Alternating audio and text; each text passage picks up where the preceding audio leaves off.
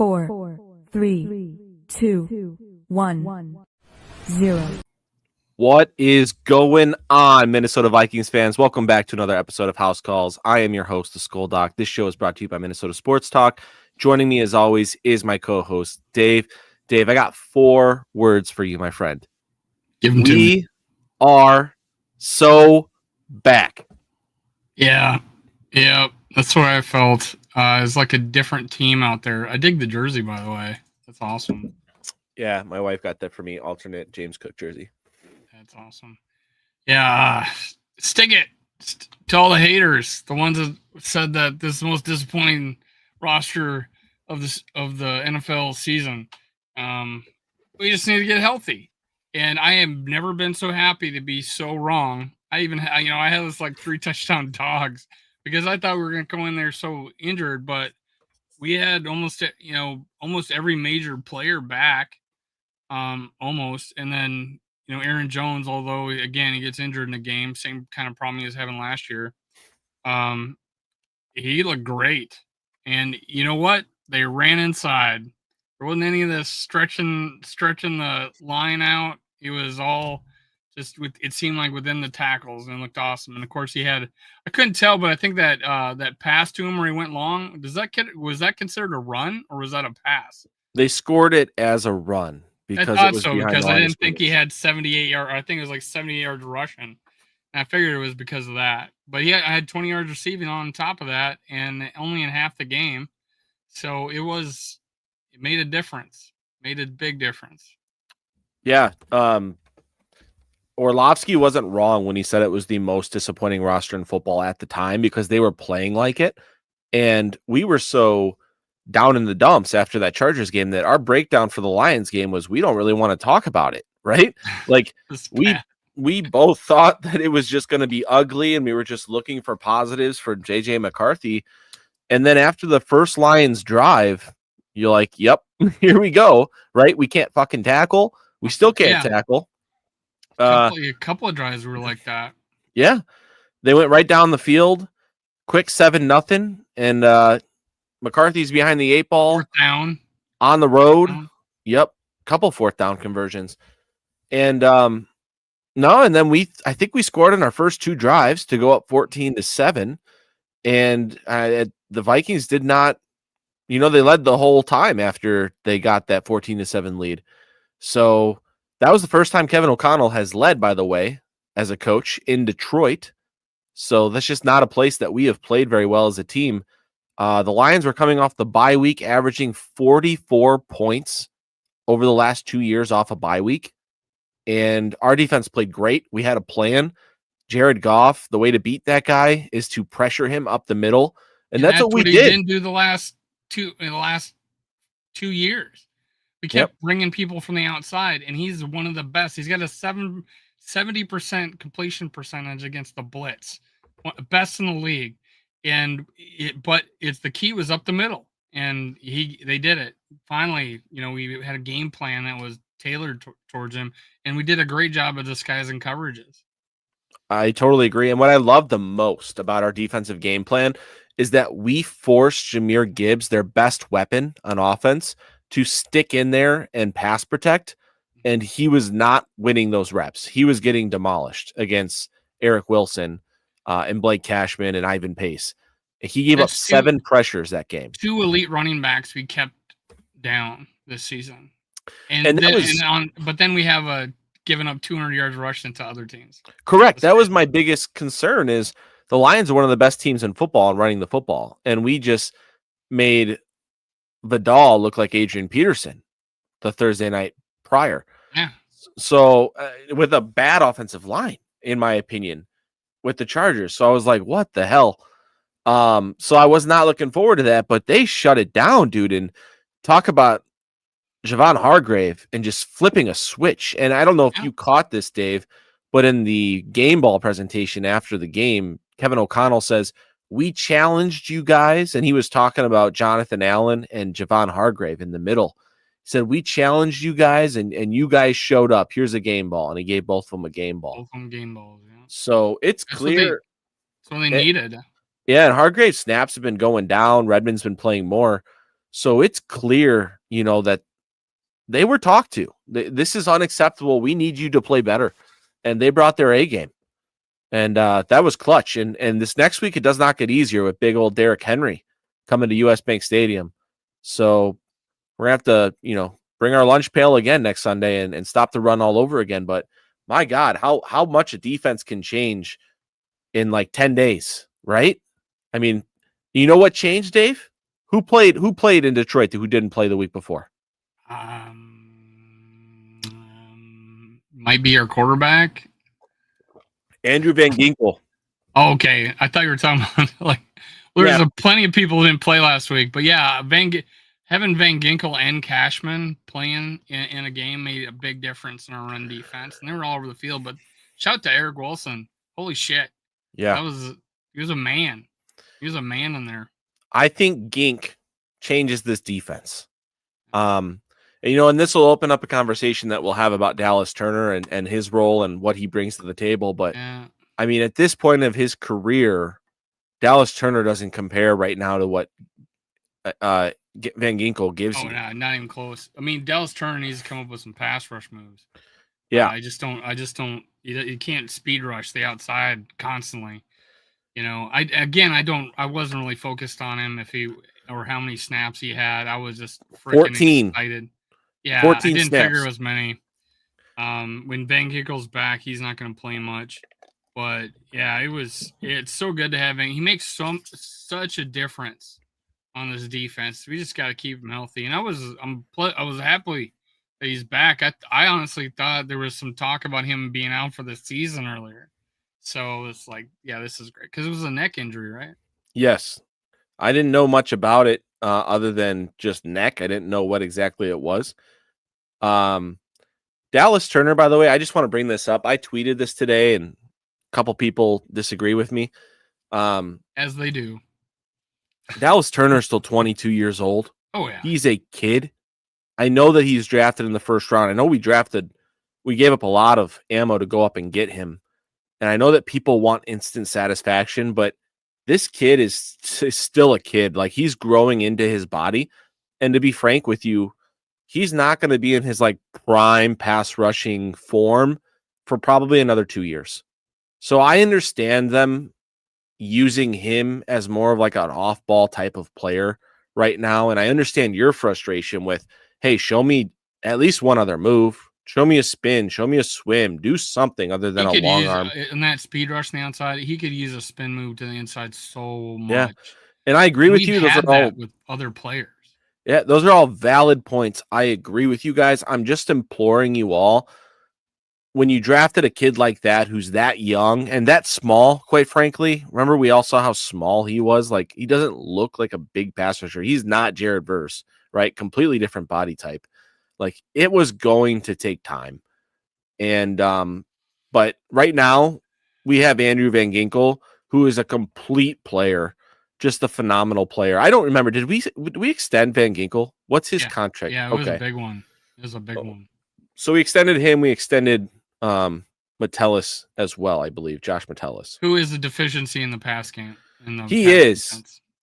When he's in the middle, when he's in the box, he's fine. But when he's in a deep zone, when he's in a deep zone or like an outside curl zone, not good. He doesn't have the speed there to carry players. But when he's playing an under curl route zone or playing the run, he's totally fine. So there was the fourth down that they got that went to their tight end. He crossed Metellus, and I'm like, the corner's over there taken up, and the safety deep's taken up. They wanted that to happen. You need to go with them. It's zone, but when they're in your zone, man up. I was like, yeah, don't just let them run and just stand there hoping someone runs into you. I mean, you got to go after them. I thought Metellus had a really rough night against the Chargers going up against their tight end Gadsden. Looked like he had a couple plays against their tight end in Detroit there, Laporta, where he gave up a few to him too. So he's got to be better in coverage for sure. Josh Metellus has got to be better in coverage. I agree with you there. He's such a solid run defender, you know. Mm-hmm. He's smart. He's in the right spot like all the time. Same thing with Theo Yeah, I Jackson. mean, it's not out of position. He's just, I don't know. I just go back to him playing the season opener against Tampa, and Evans just runs by him, and I'm thinking, how do we have him one-on-one with Evans? And there's certain occasions where we just got him playing man up on a wide receiver, and like, yeah, I don't know. It's not all his fault, the scheme, but if you're in zone though, you're kind of protected that the guy gets in your zone, defend it. Yeah, That was my complaint. he's on got to that be one. better. But I think I heard Judd saying that this was a full Harrison Smith game. I think Harrison Smith played the whole game, and That he was looked nice. better. Yeah, He looked a it's little bit more big- like vintage Harrison Smith. Yeah, and honestly, I feel like Jameson Williams pushed off on Rodgers. That was blatant.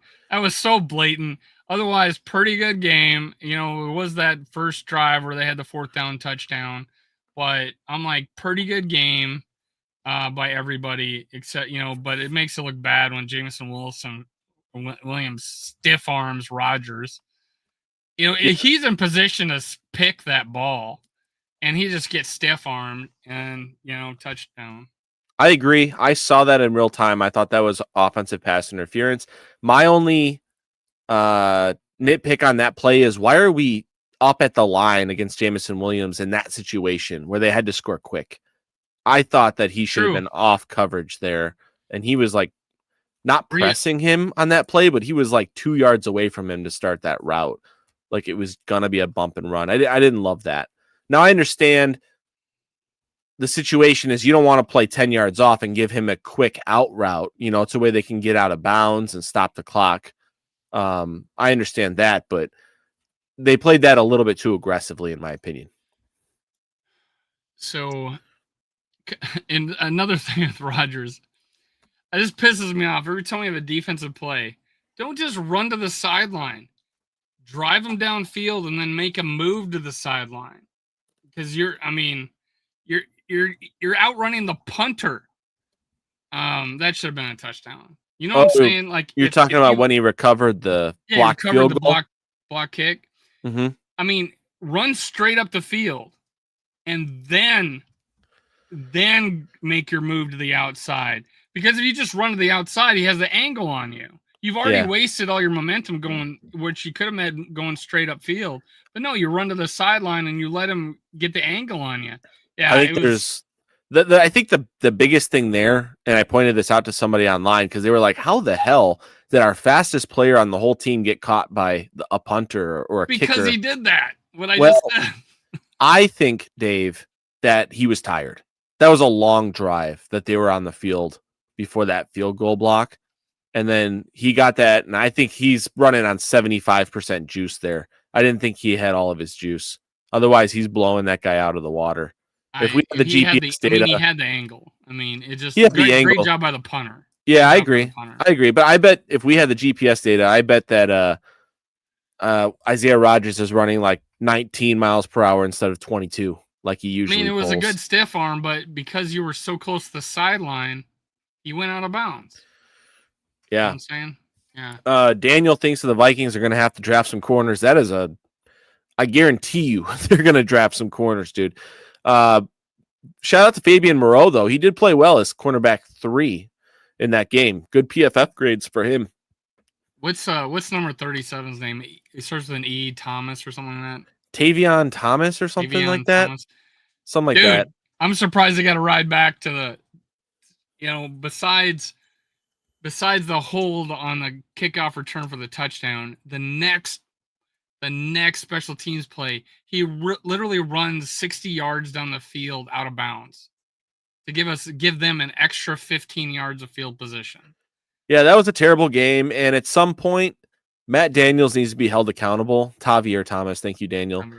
Your players got to stop holding on every fucking play. Every fucking play. We don't have one return without a holding call every single game. It's unbelievable. I'm going to rip my hair out. Yeah, and then thank God he had that first kick return, to take us down to the 35-yard line. That really set up. And I think I texted you really early in the game and said, look at these throws he's making.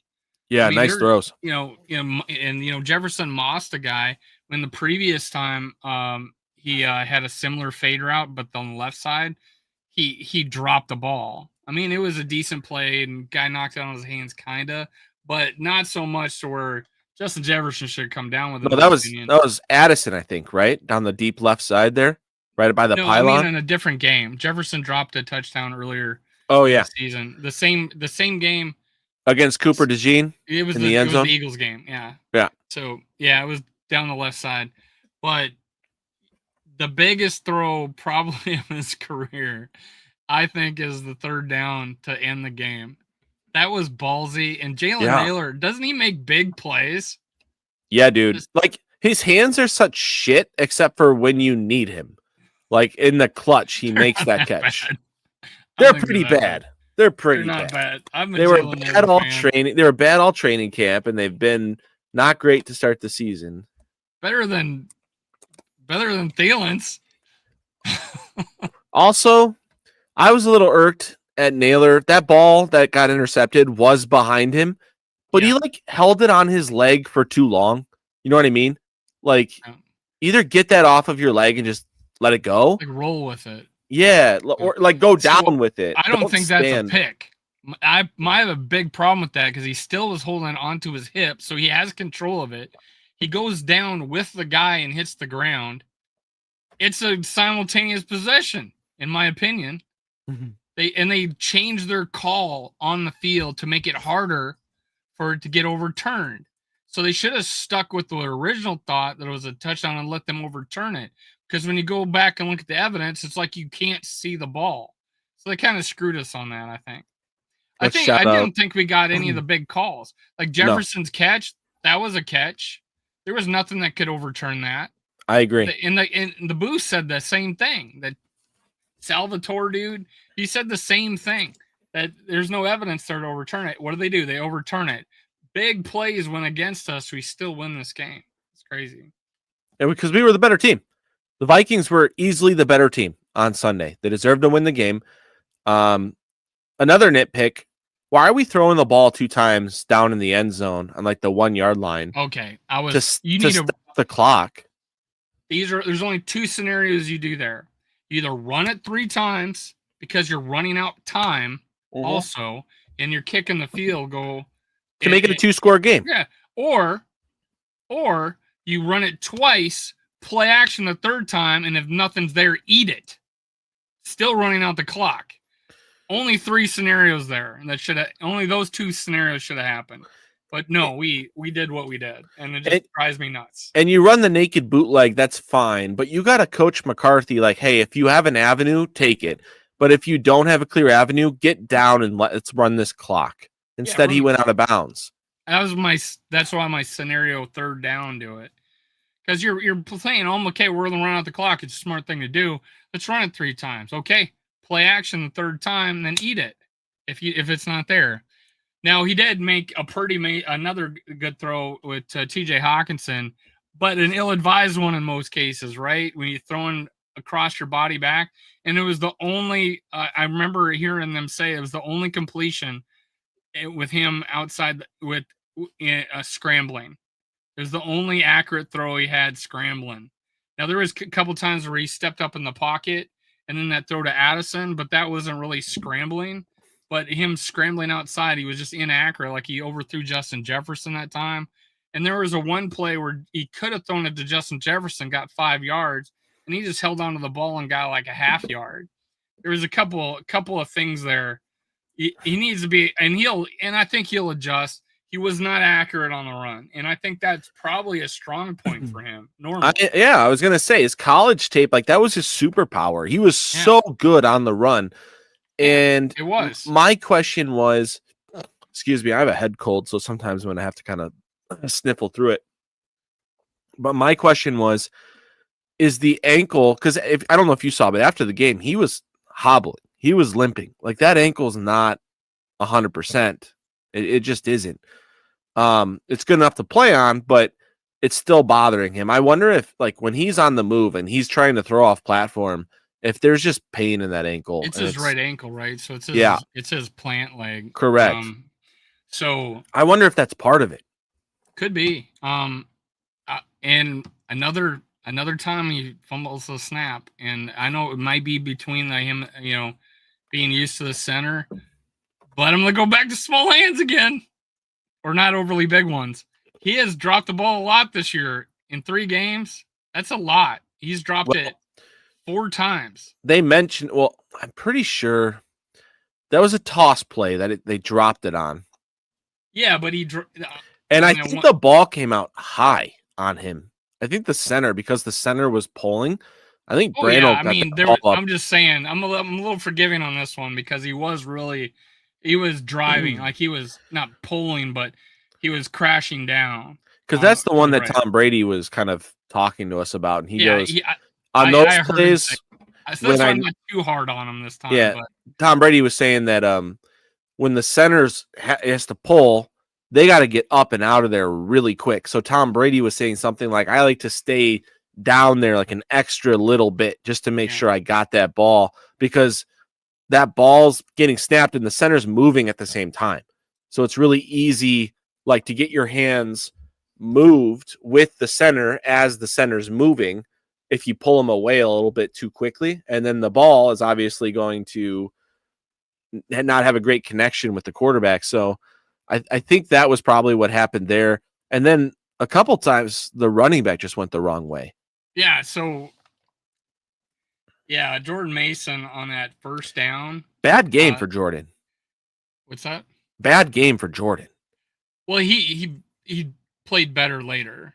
Yeah, he had a few good runs later, but there was such a huge hole there that even though it screwed up, McCarthy got 4 yards.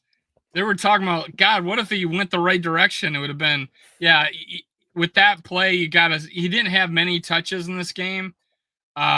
He was not in it, but there were a few good runs. There was that one where he went to the right, cut it back, and went down the sideline. Great run. He's got great vision, and he's sneaky quick, honestly, for kind of a tough running running back. He makes those cuts. And Aaron Jones, kind of, when he's running, he just tries to hit it so fast that he gets by him.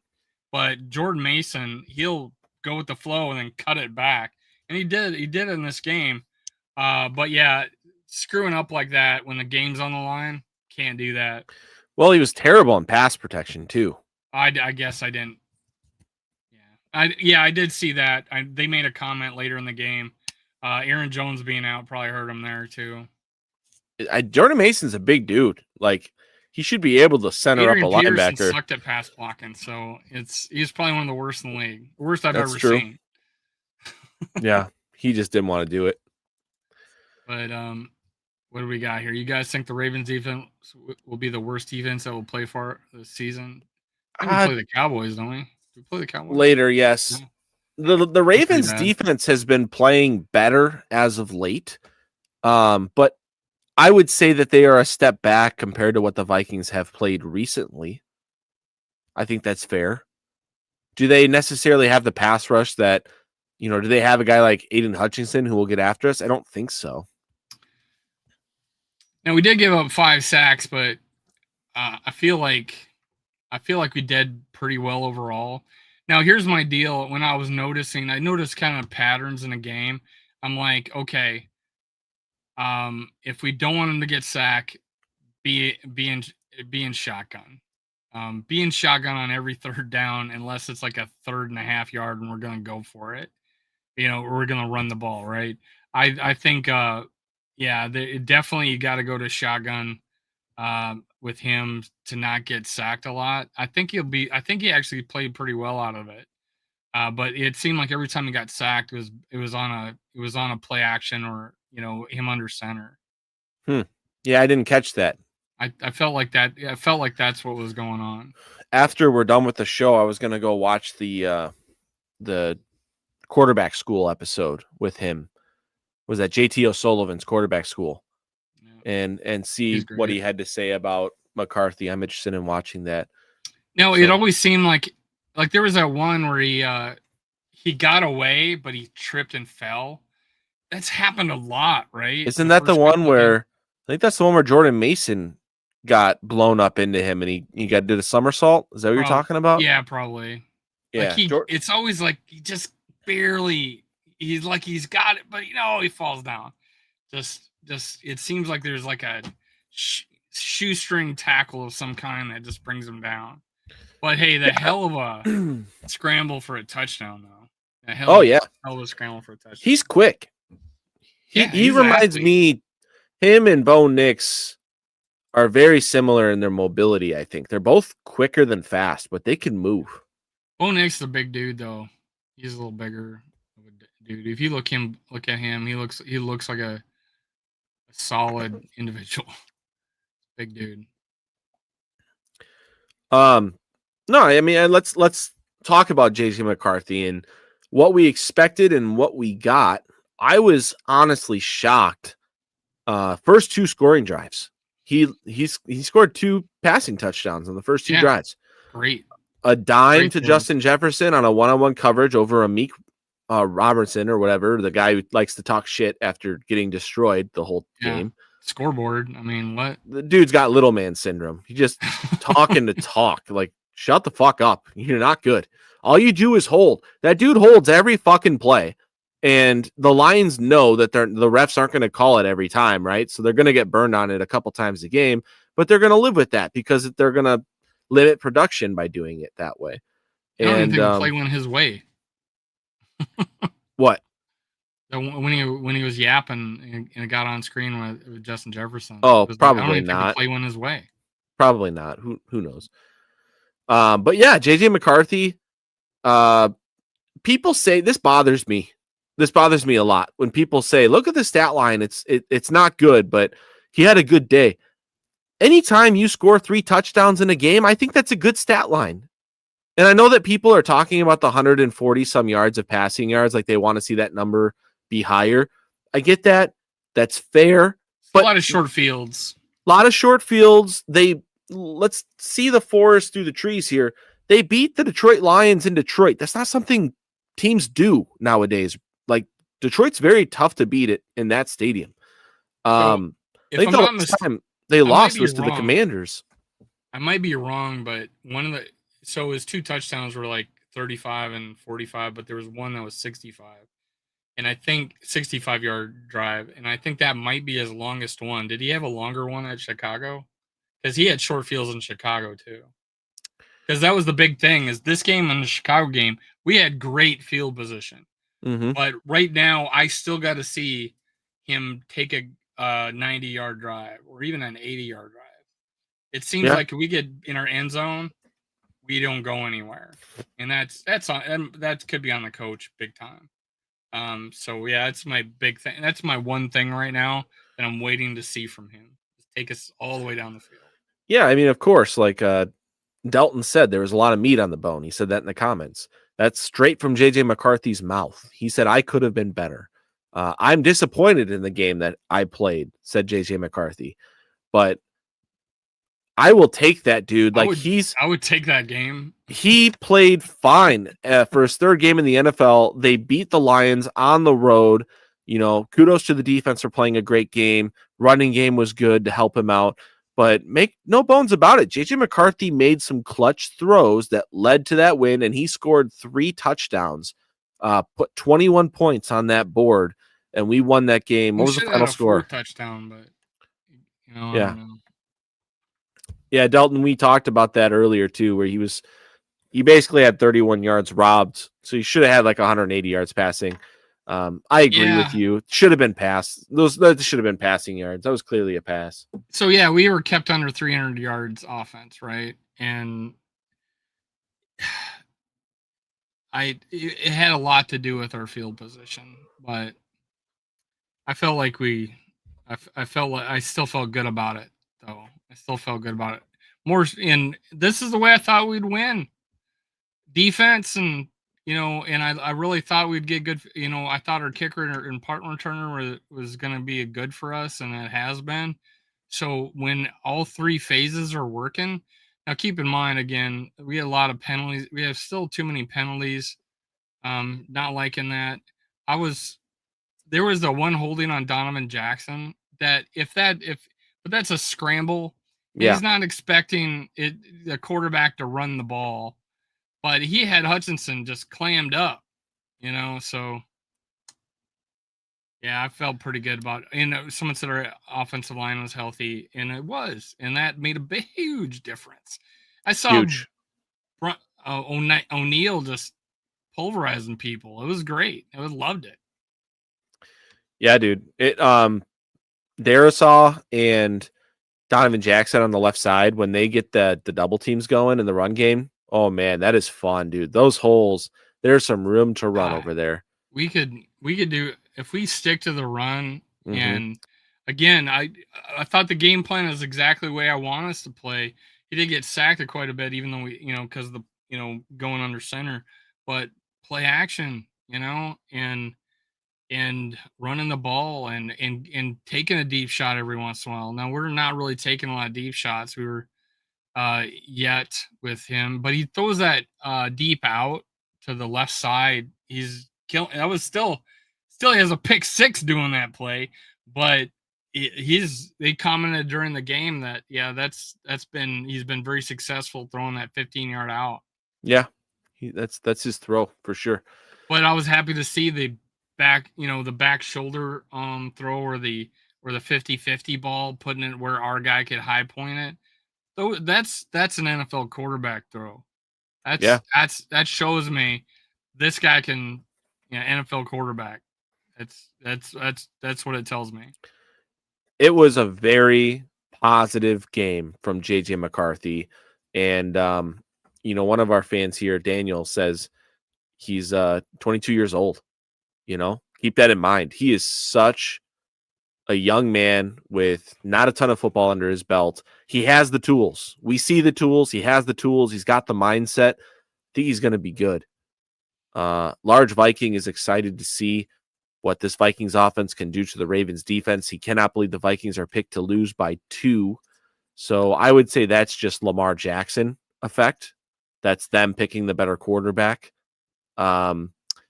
And our defense is going to have their hands full with that offense. So if we can stop Lamar Jackson, we will win the game. I think it's that simple. Can you hold their offense? Keep him from, and this is the same type of strategy I always want him to play against the Eagles, even though the Eagles burned us with it.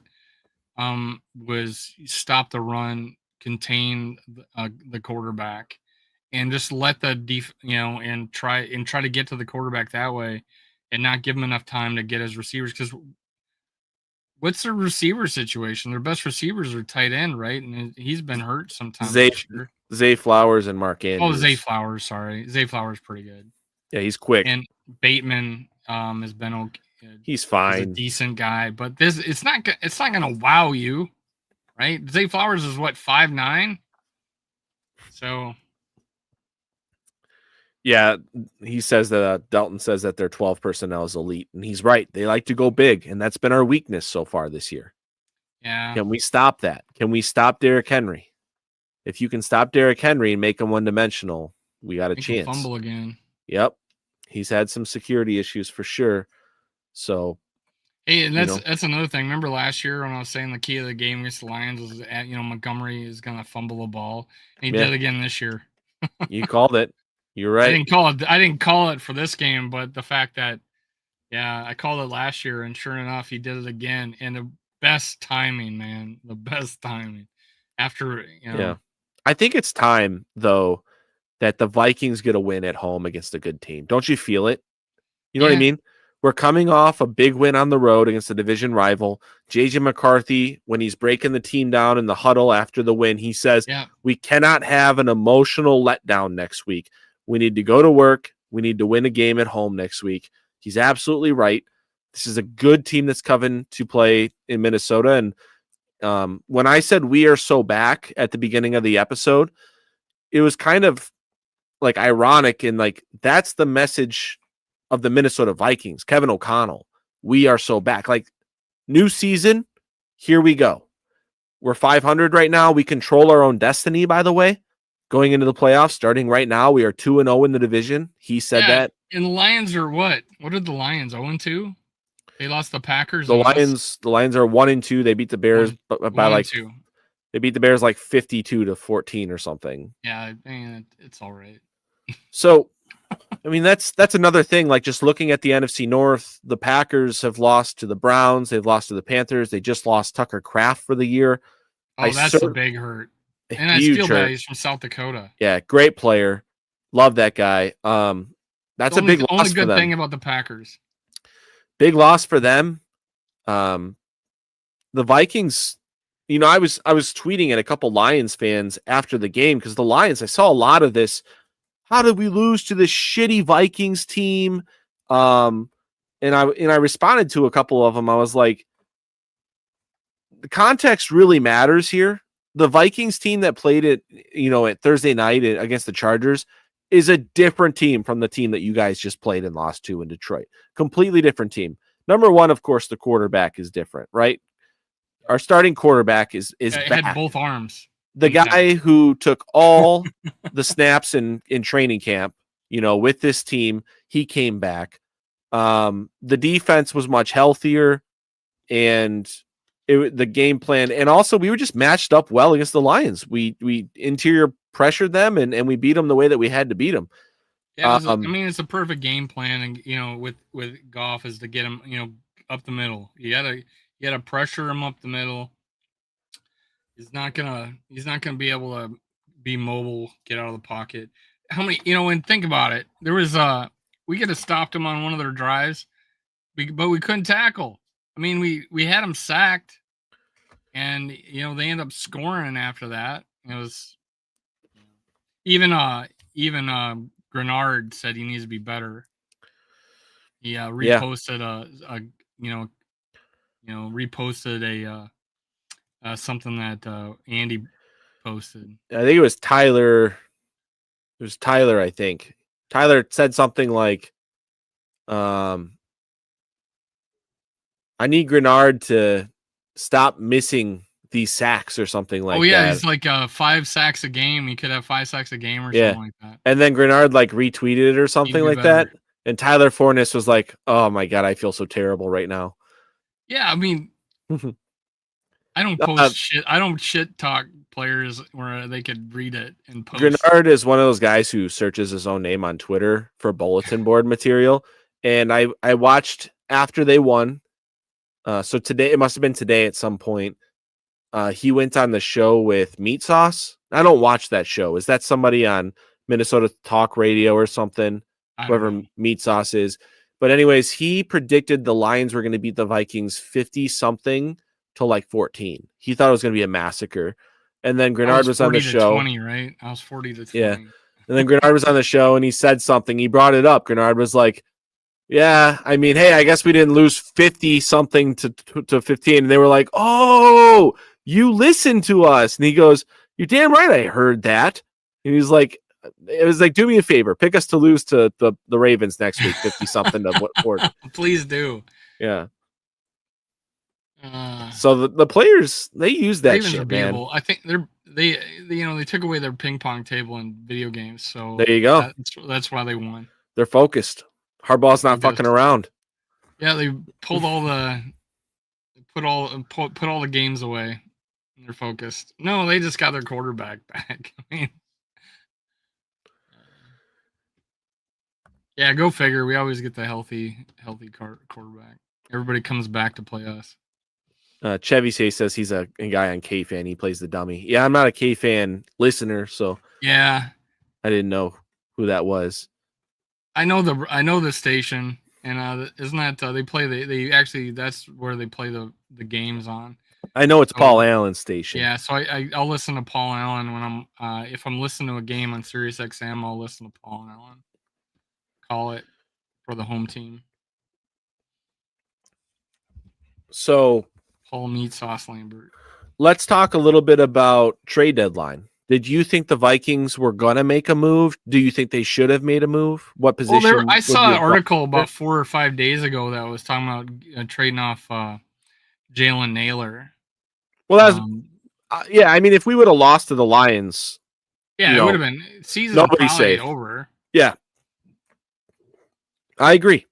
And I wouldn't have blamed him. I mean, from that point, it's probably really hard to make the playoffs. But now we are so back because we are 2-0 in the division. Hope. Hey, dude, I haven't seen you. I was thinking your quarterback that you always wanted to be our starter was starting for us, and I didn't see you. So, welcome back, man. I'm sorry it's not him anymore. It's JJ McCarthy, but we got a good crowd here tonight. Yeah. Welcome back. Yeah. What's up, man? He was Carson Wentz's biggest fan for the past 3 years. He's been talking about getting Carson Wentz on our team, and we finally do. And I don't see him the whole season until now. Yeah, this version was hurt, unfortunately. It was. I will remember the Bengals game. Yeah, that's what I'll remember. And a game-winning drive against Cleveland. But yeah, my opinion on the trade deadline, I would have accepted a corner. I think that was the position they needed help at the most. And apparently, well, first of all, there's not a lot of stud corners out there available, right? And how much do you want to pay up for one? I was interested in Asante Samuel Jr. I wanted to bring him in for a workout. He's going to Lambeau for a workout, I think, tomorrow, which is not ideal. I hope the Packers don't sign him because I like him as a player. I think he's a good cover guy, not a great tackler. So, fits in on our defense. You should fit in great. Yeah, fits in great. What would we need? Too evil to hope. It was 2 first-round picks for Sauce, my man. Would I have given up 1 first round for Sauce? Yeah, I would have done that. Would I have given up 2? No. For Sauce Gardner or what? Yeah. Oh. Sauce went for 2 first-round picks and a wide receiver, A.D. Mitchell, I think. Absolute haul. How many years would we have him? Oh, Chevy says I'm wrong. Maybe I got the compensation wrong on that. Let me look it up. I thought I saw it was for 2 first-round picks earlier today. I'm Googling now too. Sauce Gardner trade comp.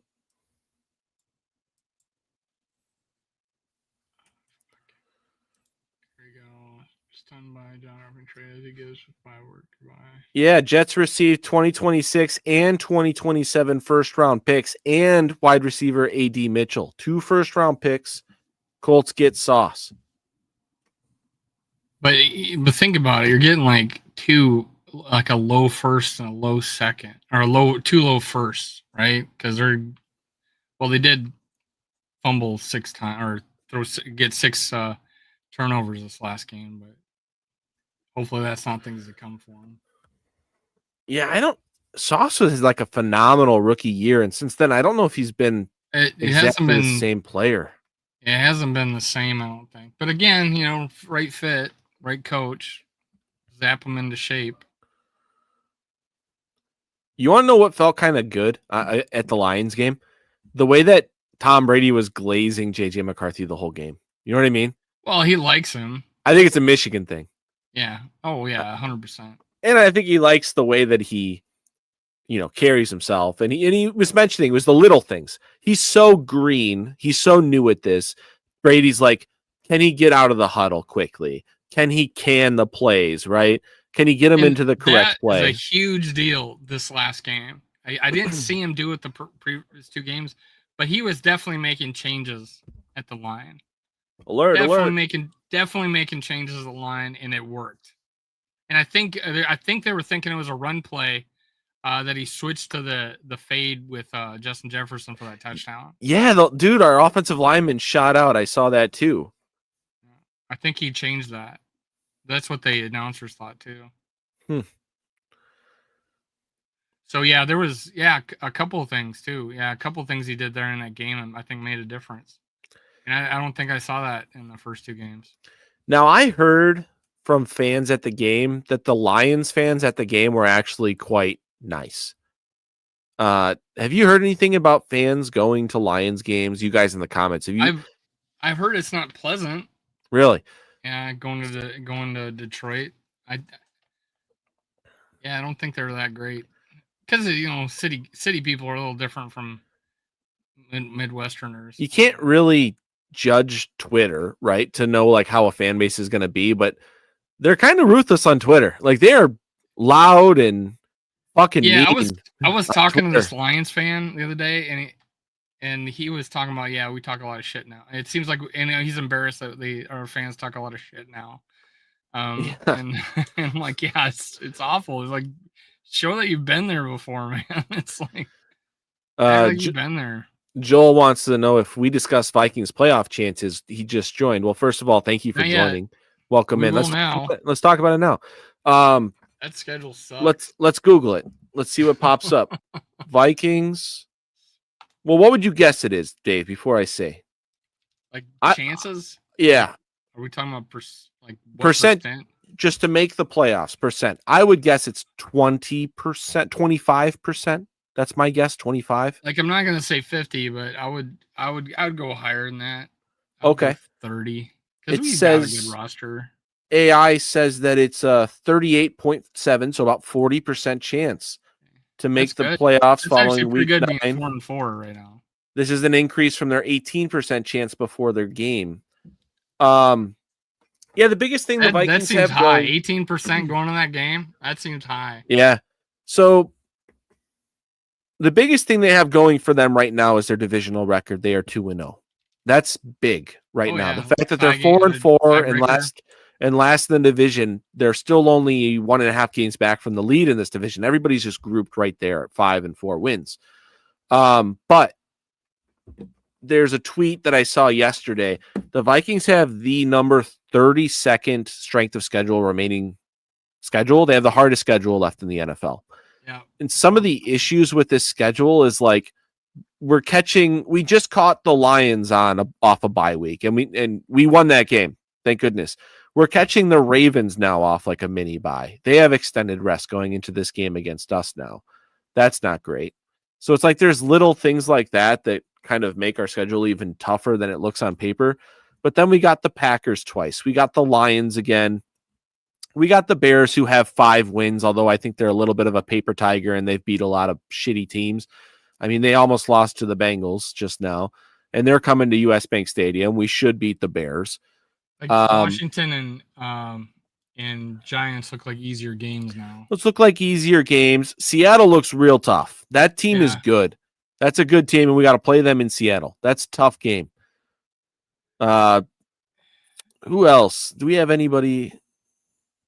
I think that's about it. It's a pretty division heavy, and the division's good, so that's why you get knocked so hard. Then you got a Baltimore, a Seattle. Well, Dallas looks a little easier now too. Let's pick the schedule, Dave. All right, I'm gonna pull up my schedule here. Let's all pick it. You guys pick it in the comments, and we'll all give our estimates here. Obviously, we're going to say that the roster remains relatively healthy. Wow, I see Baltimore as a 4.5-point favorite now in Minnesota. That's a big point spread. I'll take the points with the Vikings there. I'm going to say the Vikings beat Baltimore at home. I think they're going to. So I think we can beat them. I don't think. I do feel like we're bad on emotional highs. I do, because like that Packers game last year. So I'm gonna do this scenario with us losing to Baltimore. All right, I'll keep track of yours and I'll keep track of mine. Okay. Okay. I'm gonna do a scenario with us losing to Baltimore. All right. The following week, and that worked. Following week, we play home against the Bears. I'm guessing we both say that we're gonna win that one, correct? Yeah. Trying to find a pen. I got you. Pens are from 14 years ago. I'm keeping track of it. Yeah, all these pens fucking don't work. Sunday, November 23rd, we play at Green Bay. I think it's a big deal that they lost Tucker Kraft, and we've been playing great in Green Bay. So, and it's still early. It's not December yet. So you're gonna take the Vikings? Yeah. I'm going to pick the Vikings because they just lost to the Panthers at home. They have not looked good recently. The Vikings just proved to me they can beat a divisional rival on the road, and I think Detroit's a tougher place to play than Lambeau, to be honest with you. I'm going to take the Vikings in that game. After that, the Vikings play Seattle. At Seattle. Seattle. I'm gonna say they lose that one. I'm going to say we lose that one too, just because us on the West Coast aren't friends. Even though we did beat them last time in Seattle, I think. Yeah, that's a good team right now. And then we play home against the Commanders. I'm going to say we win that one. Win that one. Dallas isn't really a home field advantage to anybody, to Dallas, to me. We play at Dallas Sunday Night Football the following week. Defenses in the league. They just lost to the Cardinals. I'm going to say we win that one. So you said they win as well. The next week, Giants at Giants. I think we should win. Win that. Without Scattaboo and rookie quarterback and then we play Detroit at home. That's the Christmas Day game. That's a toss-up, honestly. What are we at right now? I'm at 6-1. You're at 5-2. So that means I'm 9-6. I say it's fuck. That's a Christmas Day. It's Christmas Day on a Thursday, so I say we lose that one. Although we did have a great Christmas that one year. Here's my thing. Do you really think that the same game plan's going to work twice against Detroit? Yeah, that's where I'm like, I don't know. But then again, like the defense is playing at home. So oh shit, we're a flex game against Green Bay. I'm gonna be dumb. I'm gonna say we lose. I'm pissed. I am yet to watch the Vikings on YouTube that I purchased. And then wrapping up the season, we play the Packers. Packers at home. Ever. January 4th. I'll take us beating the Packers again. Good year when we sweep the Packers. So you have the Vikings going 6-3 to finish the season. I have them at 7-2 to finish the season.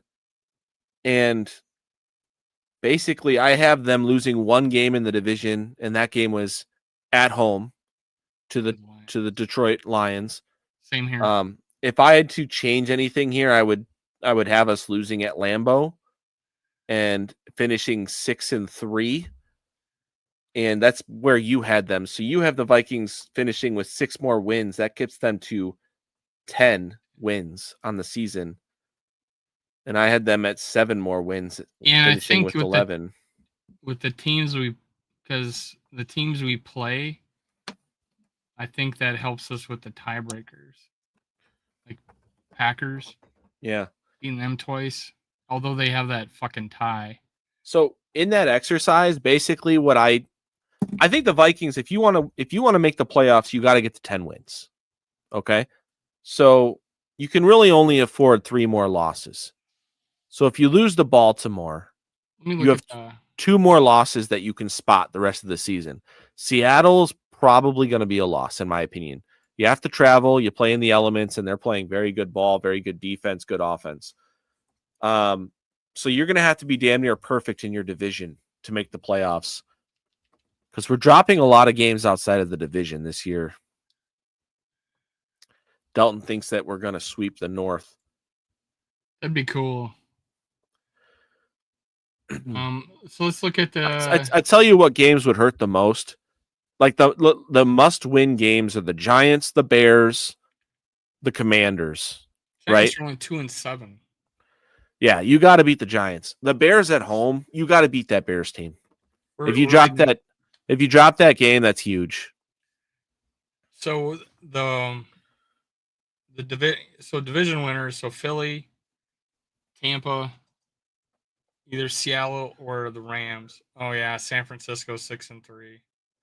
Yeah, it's gonna be tough if we only win 10 games. I think we got to win 11 to make it. Really? You don't think that we can make it with 10? Only because, I mean, the Rams in Seattle, so that's one wild card. That means. I agree with you there. Those 2 teams are making the playoffs. What's the We could get the 7th seed with 10 wins. It'd be pretty tight. But what's the Niners record? I think 11 would ensure us it. Let's take a look. You got the Niners record? 6-3. Wow! But they're holding themselves together with tape. Yeah, that's tough though. You almost need one of those teams to fall back. And if I was to pick a team, it would be the Lions, because the Rams are good. The Lions' schedule is very tough to end the year. So, yeah, and let me look at San Francisco's Ram. Oh yeah, they got an easy schedule. They got a really easy schedule. San Francisco's got a super easy schedule. They're gonna make the playoffs. They got that division. Cardinals, they're gonna Carolina, Cleveland, Tennessee, and then they play. They'll Chicago. take up that division is gonna take up 2 wild card spots. Yeah. Yeah. And then our division really tough. I think you might be right. We could have a 10-win team outside the playoffs this year.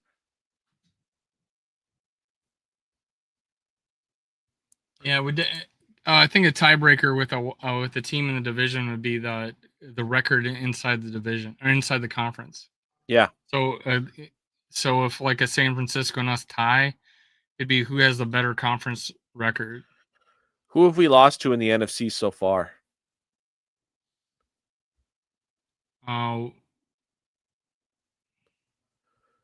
Shit. We got beat by the Chargers, the Steelers. Falcons. The Falcons. Chargers. So we only lost to the Falcons. The Falcons is our only NFC loss. So that's big. That is big. That's important. We lost to 3 AFC Eagles. Teams. Thank you, Delton. Oh, sorry. Yeah. Falcons and Eagles. So 2 losses in the NFC. Steelers and Chargers. Okay, so 2. Yeah.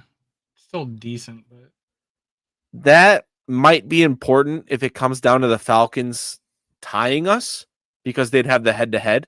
So we need just win the division. Win the division. They could be one with 11 games, I think. You might be able to win the division with 10 games, depending on how the NFC North cannibalizes each other. You know? If we beat Detroit twice, it's a definite, the fact that they're 5-3 and we're 4-4 and we got 2 division wins. If you beat the Packers once, you split with the Packers, but the Packers lose to the Bears once and they lose to Detroit twice. No, excuse me, they can't. They've already beat Detroit once. They'd have to split with Detroit. So the Packers would have a divisional record with 3 losses, and we would potentially have a 1 loss to the Packers. So we'd have a better divisional record. So we may win it that way. Does it go head-to-head first? I think it goes head-to-head first. You might be right there. So if you're tied, if you lose twice let's say you lose twice to a team, like we lost twice to the Packers, that would be a big deal. But the fact that we already beat Detroit once, that's big. Yeah, you're right.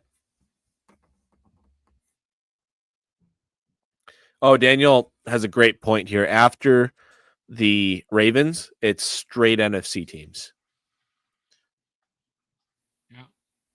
So that's where it really gets important.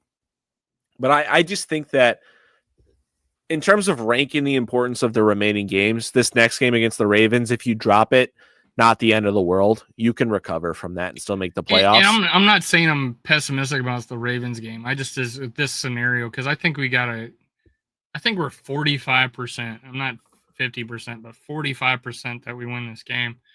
It really depends on us not having to let down after beating Detroit.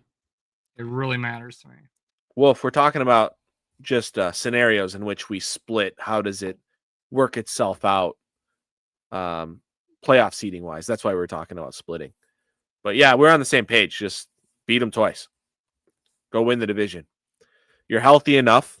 Go do it. Yeah, we got a say in whether they win. So yeah, okay, guys, win. Yeah, just go win. No, I think the whole thing with JJ McCarthy in these divisional games is don't turn the football over, right? Play it safe, use your run game, use your defense, make the clutch throws, and go beat them. That formula should work. Score more than them. We stole wins. This is huge. We stole wins in Chicago and at Detroit already. That's the hard part, right? So you have one more game in Lambeau. If you can steal that game in Lambeau, you're looking so good for the division. Heck yeah. Um, We have played now pretty good in the two stadiums that we probably had problems with earlier, like yeah. Soldier and Lambeau. Yeah, I think But they're you know building what? scar tissue. But in Detroit, though, has now kind of been our Achilles heel, I think. Yep. We've lost 3 times there in a row, I think. Delton says our offensive line's coming together. Finally, those 5 dudes are going to open up the hole to the title. So Brandle's actually been pretty good at center. The last game was rough. Previous game was rough. I mean, Carter, last one, but the good up previous against Jalen Carter and the Eagles. That was tough. Yeah.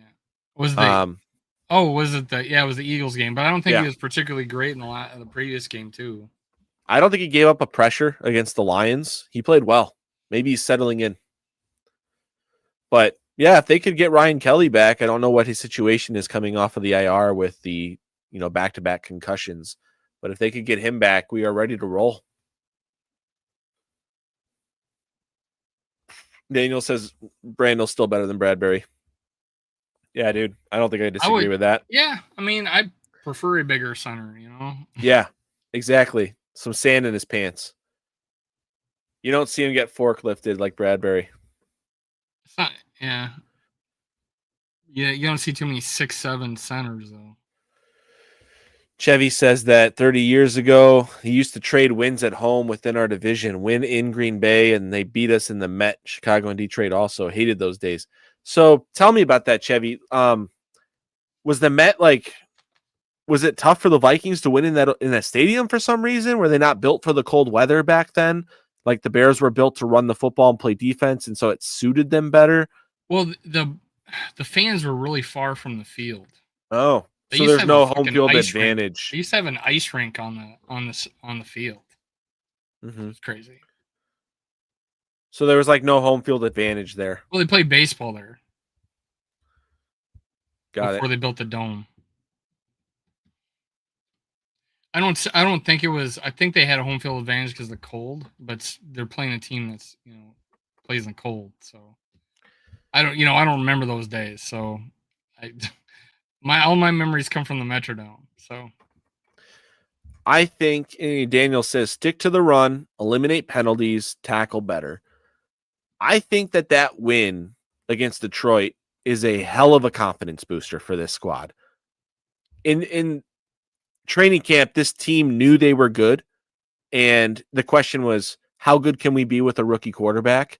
And I think this performance showed them we were really damn good to beat Detroit in Detroit, and we can be better. They did not even play their best game on offense.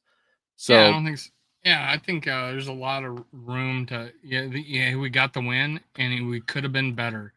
If it Jefferson's, I guess, pseudo drop, that was points off the board.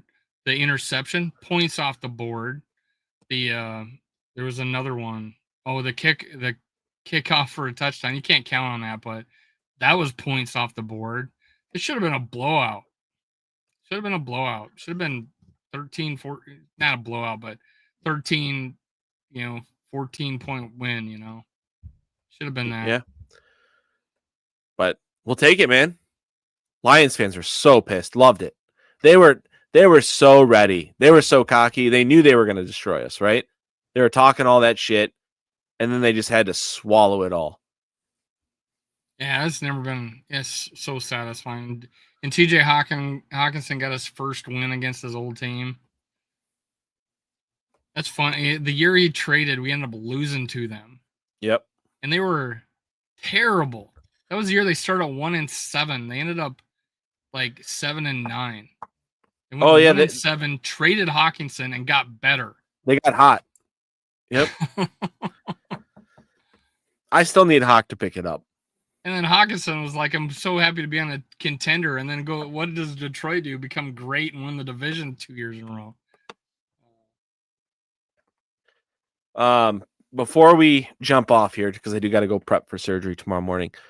Final thoughts on the Baltimore game. So I'm feeling good about it. It's a 4-point spread. They're the underdogs at home. I think they'll feed off of that. Really, the question is, can you hold Lamar down, in my opinion? Can you stop Derrick Henry, which teams have been doing lately? And can you Like hold he's not been the same Henry. No.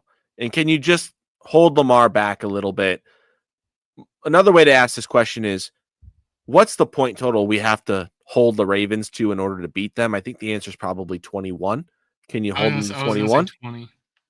And I think we can do that. I think that we can score more than 21. And I think we can win this game at home.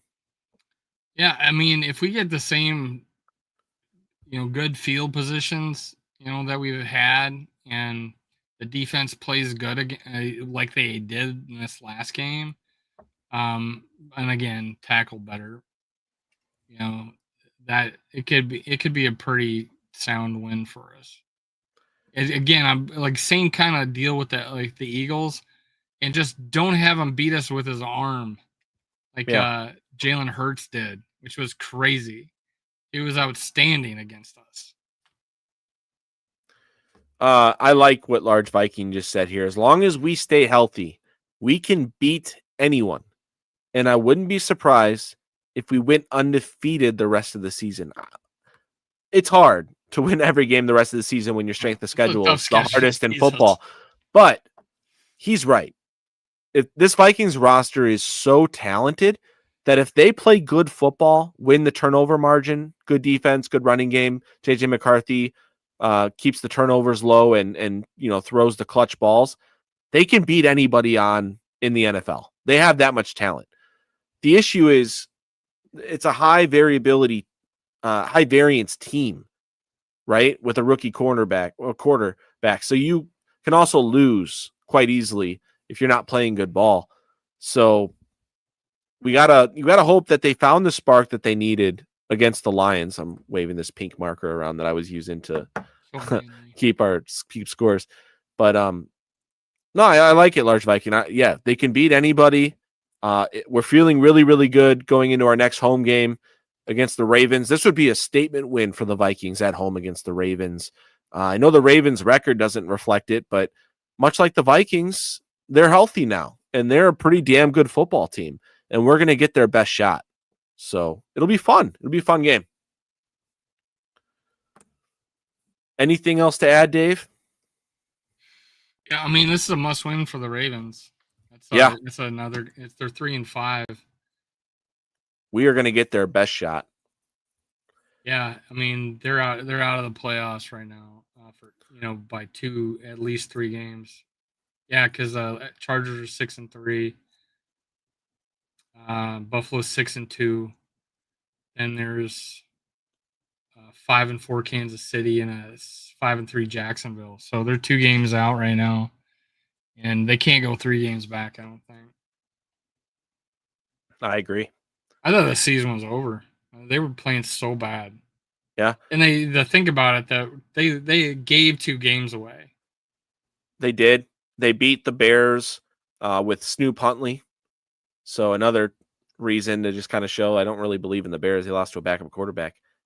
But yeah, man. So we'll catch you guys next Tuesday. We'll break down the Baltimore game, and then it is on to the Bears coming to US Bank Stadium. Looking forward to tormenting Caleb Williams. Make sure you hit like, and if you haven't subscribed, hit subscribe on your way out and help drive this video. We're only on once a week now, and it's been a year like this, so help us out. Click like. Please and thanks. All right, boys. It's been real. Thank you for bringing the questions, being interactive in the chat. Delton, we'll see you next week. Peace, guys. Skol Vikes. Skol.